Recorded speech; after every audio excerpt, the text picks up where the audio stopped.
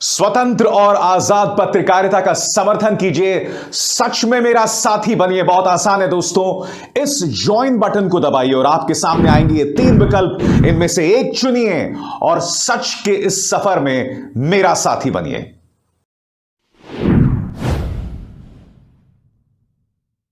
नमस्कार दोस्तों, इस मंच पर मैं अभिसार शर्मा आपका स्वागत करता हूं।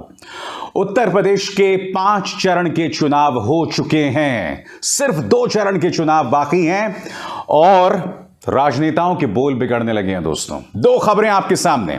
आपको याद हो गया, मुख्यमंत्री आदित्यनाथ ने अखिलेश यादव को दंगेश बताया था और उसके जवाब में अखिलेश यादव ने क्या कहा सुनाऊंगा आपको। और दूसरी तरफ क्या अमित शाह ने मुख्यमंत्री आदित्यनाथ को प्रधानमंत्री नरेंद्र मोदी के बाद भाजपा की तरफ से अगले प्रधानमंत्री का दावेदार मान लिया है, उसकी चर्चा। मगर सबसे पहले अखिलेश यादव।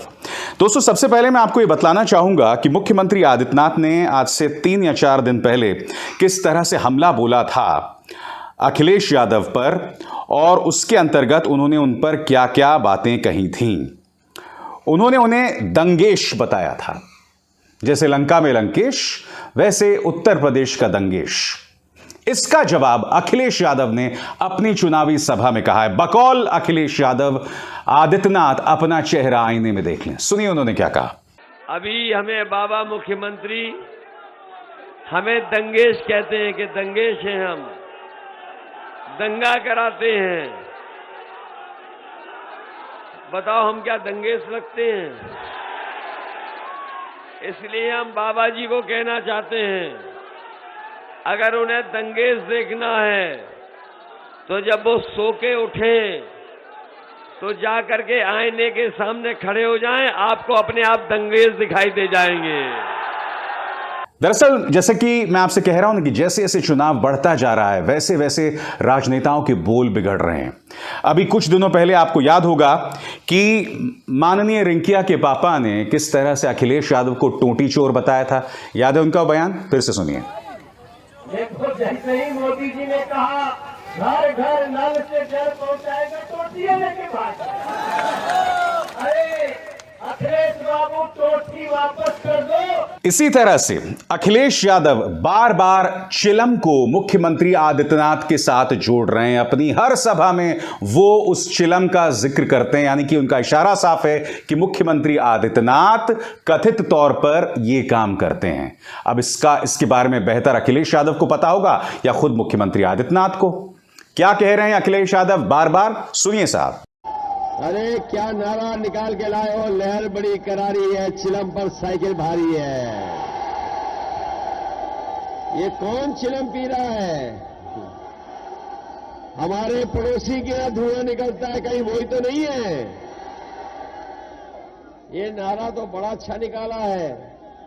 मैं पढ़ रहा हूं यहां से, लहर बड़ी करारी है, चिलम पर साइकिल भारी है। और मैं आपको बतला दूं दोस्तों कि पूर्व मुख्यमंत्री अखिलेश यादव को दंगे से जोड़ने का काम, यानी कि जो दंगेश शब्द का इस्तेमाल तमाम लोग कर रहे हैं, यानी कि मध्य प्रदेश के मुख्यमंत्री शिवराज सिंह चौहान भी एक रैली कर रहे थे। आपके सामने खबर अमर उजाला की। उन्होंने कहा कि मोदी योगी तो भगवान के अवतार हैं, अखिलेश यादव दंगेश हैं। यह कहा था शिवराज सिंह चौहान ने। शिवराज सिंह चौहान से मेरे कुछ सवाल मैं नहीं भूला हूं। एएनआई के साथ वो इंटरव्यू था, तो उस इंटरव्यू में मुख्यमंत्री आदित्यनाथ ने एएनआई को च से क्या कहा था?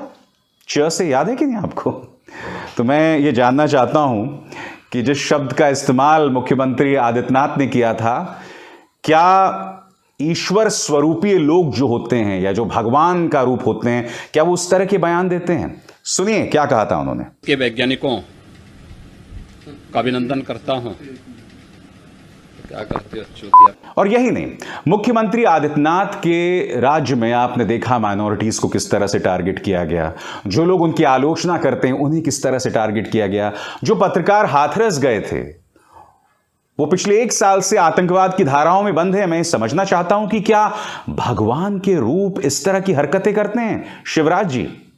तो जैसा कि मैं आपको लगातार बता रहा हूं कि जैसे जैसे चुनाव आगे बढ़ रहे हैं, लोगों की भाषा बिगड़ रही है। आपकी स्क्रीन पर ये हैं भाजपा की तरफ से लखनऊ से जो अपनी किस्मत आजमा रहे हैं राजेश्वर सिंह। ये वो राजेश्वर सिंह हैं जिन्होंने प्रवर्तन निदेशालय यानी कि ईडी में रहकर भाजपा की बहुत सेवा की, आई एम सॉरी, भाजपा सरकार की बहुत सेवा की। इन्होंने सीधे हमला बोला है डिंपल यादव पर। क्या कहा है इन्होंने, पढ़ के सुनाता हूं। सपा प्रमुख की धर्मपत्नी और पूर्व सांसद का बयान शर्मनाक। 5 साल घर में कुंभकर्णी नींद सो रही समाजवादी पार्टी और सपा प्रमुख के दिमाग की जंग पहले साफ करो। धर्मपत्नी में धर्म का रंग भगवा ही होता है। सपा और आपको सिर्फ और सिर्फ हरा रंग ही अच्छा लगना देश के लिए खतरनाक है। मैं चाहूंगा कि डिंपल यादव ने कहा क्या था, फिर हम उसकी चर्चा करते हैं। सुनिए। ये सरकार जो मौजूदा सरकार है, डबल इंजन की सरकार है, ये बताइए कि जंग का रंग क्या होता है। जब जंग लग जाता है लोहे में, इंजन की बात हो रही है तो लोहा ही इस्तेमाल होता है इंजन बनने में, जंग का रंग क्या होता है? हाँ, कौन सा रंग होता है जंग का?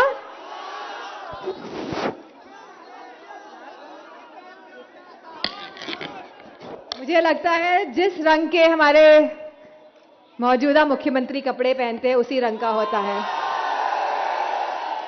तो ऐसे जंक वाले इंजन को हटाने का समय आ गया है और यूपी को वापस पटरी पे लाने का समय आ गया है। और मुझे पूरा, और ये चुनाव कोई हमारा चुनाव नहीं रह गया है, ये चुनाव तो जनता लड़ रही है, जनता तैयार है ऐसे जंक वाले इंजन को हटाने के लिए और ऐसे इंजन को लाने के लिए जो उत्तर प्रदेश को एक संपन्न प्रदेश बनाएंगे, जो उत्तर प्रदेश को आगे ले जाने की बात करेंगे, जो हमारे किसान भाइयों की बात करेंगे। तो क्या आपको इस बयान में किसी भी सूरत में हिंदू धर्म का अपमान दिख रहा है? यहां पर इस मुद्दे को हिंदू मुस्लिम कौन कर रहा है? क्या हरे रंग का जिक्र डिंपल यादव ने किया? क्या डिंपल यादव ने कहा कि मुझे हरा रंग पसंद है? क्योंकि हरे रंग को अक्सर मुसलमानों या इस्लाम के साथ जोड़ के देखा जाता है। यह आदमी, यह शख्सियत, और मुझे हैरत नहीं है कि वो एक ऐसी पॉलिटिकल पार्टी में चले गए जहां के नेता अक्सर इस तरह के विवादास्पद बयान देते हैं। मगर मुझे लगता है कि राजेश्वर सिंह जैसा व्यक्ति, जब वो एक पॉलिटिकल पार्टी के नेता की पत्नी पर, जो पूर्व सांसद भी रही हैं, वो एक अलग बात है, इस तरह से हमला करते हैं तो वो कुछ लक्ष्मण रेखाओं को पार करते हैं। क्या समाजवादी पार्टी इस पर कोई प्रतिक्रिया देगी? देखने लायक बात होगी। और आज के इस कार्यक्रम में दूसरा मुद्दा है दोस्तों, ये इंटरव्यू सामने उभर कर आया है और इस इंटरव्यू में देश के गृह मंत्री अमित शाह से एक सवाल पूछा गया है। वो सवाल ये पूछा गया कि प्रधानमंत्री पद के दावेदार तो मुख्यमंत्री आदित्यनाथ भी हैं।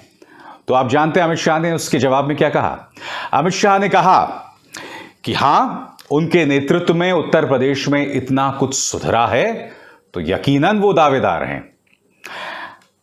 अब यह बात कहने में आप अंदाजा नहीं लगा सकते कि गृह मंत्री अमित शाह को कितनी मेहनत करनी पड़ी होगी। मैं ये कहना चाहता हूं कितनी तकलीफ हुई होगी।